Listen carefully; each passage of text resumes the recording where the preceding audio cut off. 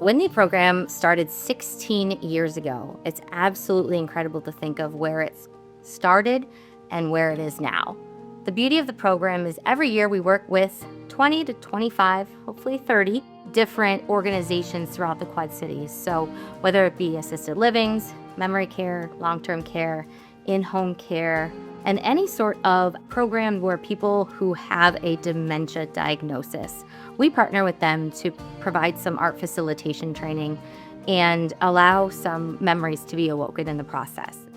When someone who has dementia goes into this program, that inhibition to say, no, I can't do this, may diminish. And so what's really cool is that artistic ability can still be there. There's oftentimes I hear from families, I had no idea they knew how to draw. I had no idea they knew how to paint. And that's the beauty of it. I feel like a lot of people can relate to having a loved one with, Alzheimer's or dementia. And, hearing those stories, it makes you remember a moment of time with them. One of my favorite stories from Memories in the Making over the last 5 years was a painting called Jewel of My Eye, which came from Quartet Senior Living. To us, as the resident was doing it, it looked like it was just a blue blob. And we were like, what is this? We asked him, and he said, that's my wife's eye. That's the jewel of her eye. That's the same eye that I've been looking into for the past 60 years. And then he told this beautiful story about his long marriage with his wife, and then that painting went for thousands of dollars. How cool for the family as well as the residents to see the impact of that.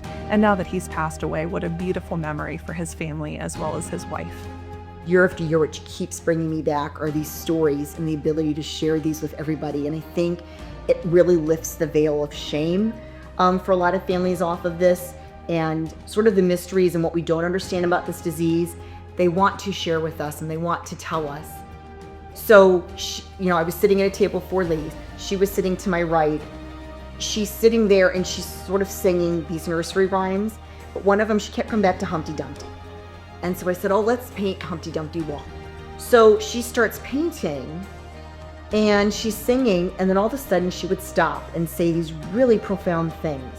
What has always been will always be. And then she takes her brush and she puts some red dots on there. They're very faint. And she looks at me and she says, you see these sparkly things? These are the memories we don't want to remember, but they're still there.